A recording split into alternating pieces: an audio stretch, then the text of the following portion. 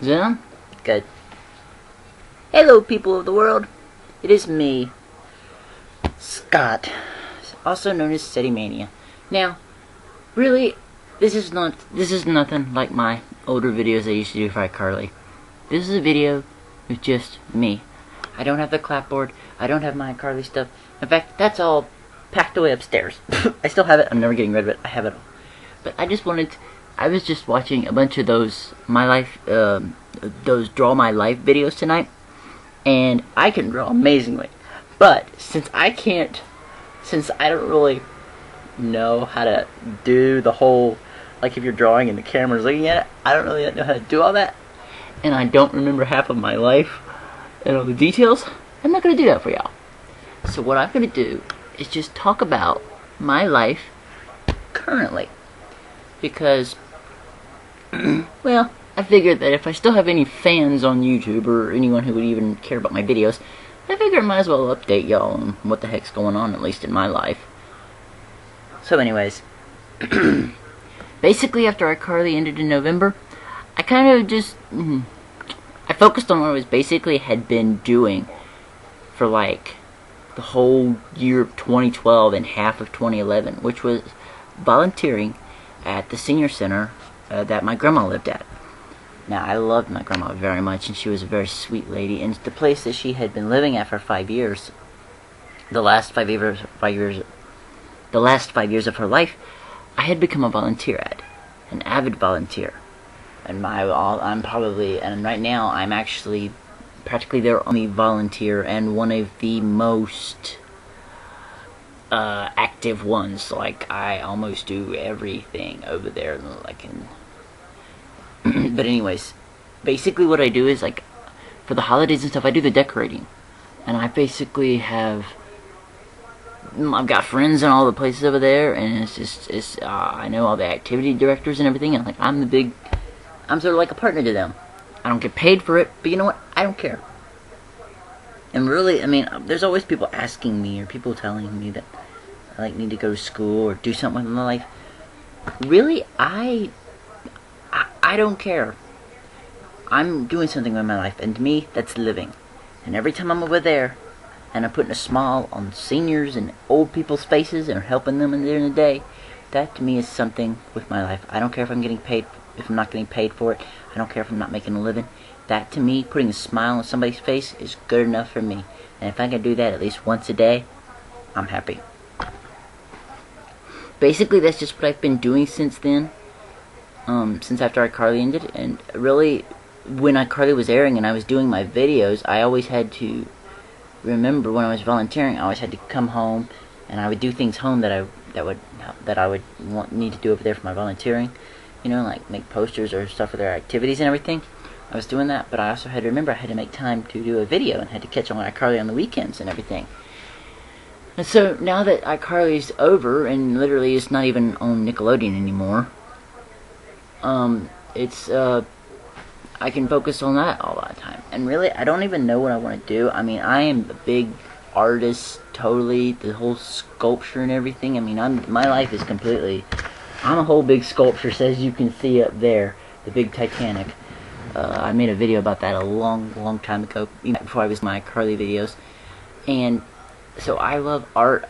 Not much is drawing, but more watercolor and stuff like that. And there actually have been times when I've made paintings and took them over to the place I volunteer at and made a little money. And I don't mind doing it. I mean, the residents love it, and if they want it, I mean, I'll gladly let them have it for the right price, you know. I'm not gonna give myself free, but anyways. But if it makes them happy, that's cool. But anyways, so basically, my life right now is going good, and I don't really want it any other way. I mean, God, I thought I'd have more to talk about in this video, but really it's so crazy.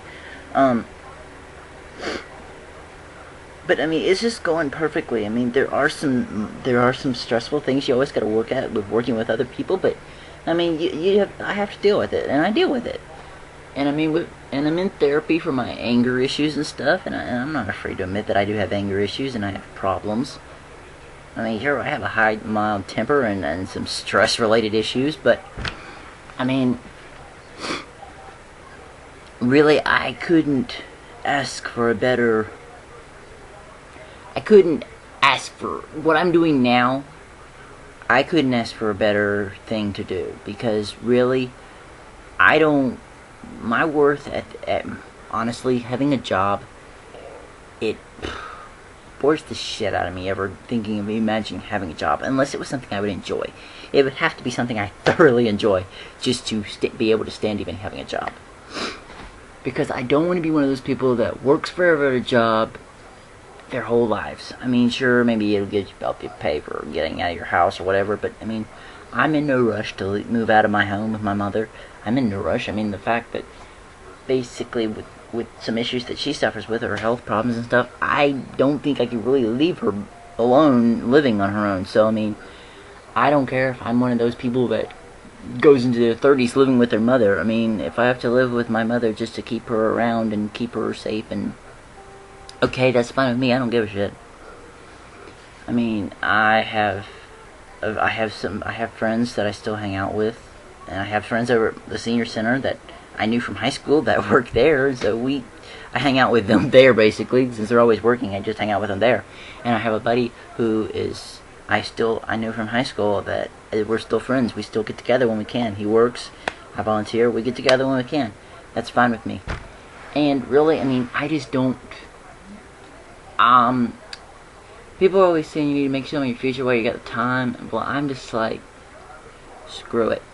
I'm not going to rush. I'm not going to fret about my future. It's going to be whatever's going to happen, it's going to happen. I'm going to take life day at a time, because right now, I've been doing it that way, and I've been seeing so much, and I just wouldn't have it any other way.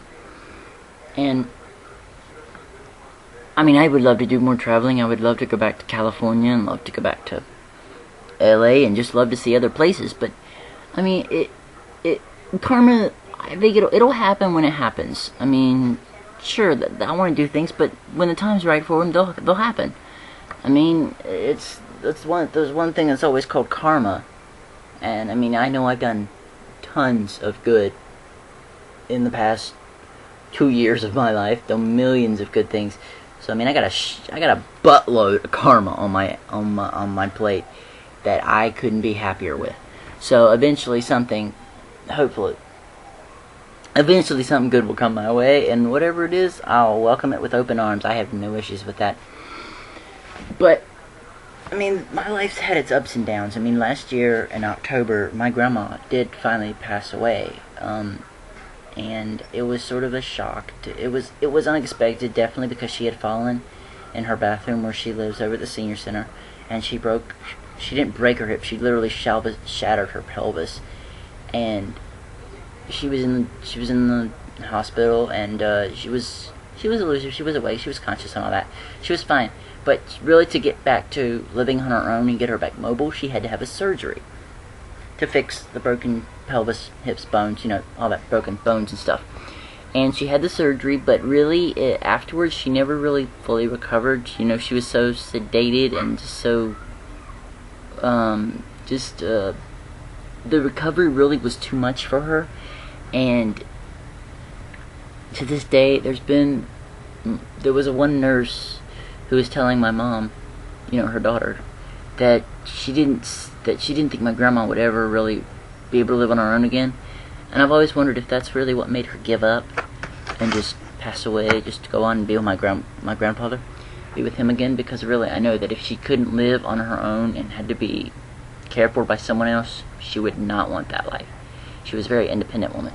So I mean, it was a shock to me and my whole family that we lost her. But I mean, I miss her, and I mean, I still think about her.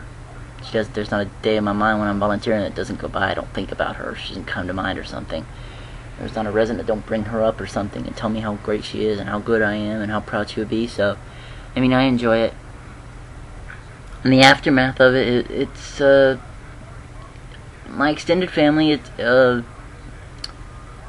My cousins and me are we're okay, but my aunts and uncles and my mom, for them being her brothers and sisters, it's that whole thing with the grandma's will and that whole shit. It's just it's an whole issue that I'm not going to discuss. But I mean, that's caused some drama in the family. But I mean, drama's drama. If it tears families apart, oh well, some people just the way they are. But anyways, and then this past week I went back to the doctor because I have, of course I don't know if any of you all watch my older vids, but I have scoliosis. I have rods in my back. And so basically what I learned this past week is that I've had 3 surgeries. I had the freshman year in my high school, I had the rods put in to help my spine because it was curving. You know, scoliosis does that to your spine, it curves it. And so basically the rods and the screws and all that was put in to help straighten it. Well, ever since I've had those, it happened back in 2005, I think I had it done. 2004, 2005, I don't know.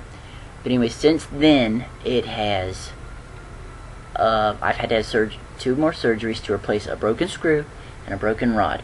And I went back this week, and I've learned that there is actually a rod that is snapped clear through. It is not broken, it hasn't shifted, but it's just sort of cracked. And it hasn't moved. And where it's cracked on my back, it's not a serious point to where the rod should be even moving. And technically the rods are supposed to fuse to my spine to help my whole situation here. The rods technically have to fuse to my spine, but I don't have something in my body is not doing that part of the fusing. It's not doing the fusing part of it. And so the rods get to the point to where, you know, it's like my doctor said, if you keep bending a paper clip long enough, it snaps. Well, somehow all the moving and the walking around and the lifting that I have to do, I've ended up having that snap. Now, it hasn't caused me any pain, and I never even knew it. So, I mean, the doctors told me that if I'm not having any pain now, but if eventually it could be a year or even a couple years or so on down the road, that if my pain increases from this, eventually I will have to have another surgery. And so it opened my eyes to see that I'm never going to really be able to have a job where I can lift or even be really doing any heavy duty work. And really that limits things for me. But, you know, I think that fate causes things to happen. And so I'm not worried. I mean, whatever happens with my fate is my fate. I mean, I'm not going to choose what happens. Whatever happens, happens. It's a roll of the punches, but it is. I mean, I've learned a lot from basically working with old people that you have to just live your life a day at a time. You have to enjoy it and just whatever comes at you, take it. And it's just, if there's something is an obstacle or a challenge in your life, you just have to push through it and get over it and keep moving. You can't let it stop you. You can't let it beat you. And I just think that, I mean, basically, this is a limit. It is, hearing that did put me back a bit. It's like, well, okay, so if you have to go in and if I'm looking at my doctor, I'm like, so if you go in and fix it again, you're telling me that there's a possibility that the rods or something could break again, basically. And I mean, that's basically what I told them was like 98% true. It could happen again. So I mean, the best thing, there's one option that I'm thinking. I'm not sure if I'm going to do it yet. They told me that basically the rods on my back are kind of like braces when you put on your teeth. You put them on to straighten your teeth, and after a while, or whenever their job is done, you can have them removed. And the doctors told me that they can just remove all the rods and all this stuff, and my spine will just be however straight or however fixed it is, and that'll be that. And that's an option to me. I mean, I never have really thought about it. I mean, technically with the rods in my back right now, I have to when I go to sleep at night or when I do go to bed, I tend to plan to sleep on my back, and I do lay on my back, and I do fall asleep. But when I wake up, I toss and turn in the night, and 98% of the time, I will wake up on my side or on my stomach, and in the mornings, my back will be just so out of whack, because laying on my belly just puts my spine in a feeling that's like this. So it's like bent upwards, to where if I stand up, I'm like leaning back. So I have to like just stretch. And I just basically, when I get up in the morning, I take my dogs out, and then I just come right upstairs, and I just hit that hot shower, and the hot shower just relaxes me, just loosens me up, gets me ready for my day, whatever. So I mean, yeah, I have challenges in my life. I live with the mild back pain. I mean, I figured that my body is my body, and I'm living with it. And so I mean, I don't really see it as a curse anymore. I mean, I am who I am. I mean, I'm a short guy. I'm like five and a half, 5'5". I don't know. I'm short, so I do not care if I'm short. I do not care if people pick on me for my size. I was picked on so much in my freshman year, the first few days of high school. I was literally the shortest person in the school. And it got to the point where I couldn't take it, and I just ran to the guidance counselor's office, and I literally cried because I was the shortest person in the school.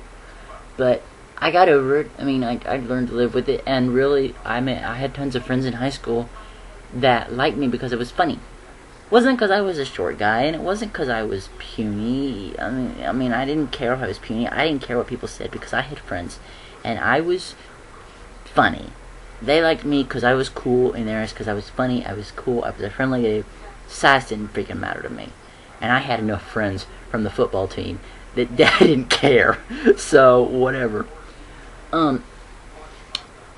But, I mean, basically, I'm just just enjoying my life right now. And I'm 23, I'm living at home.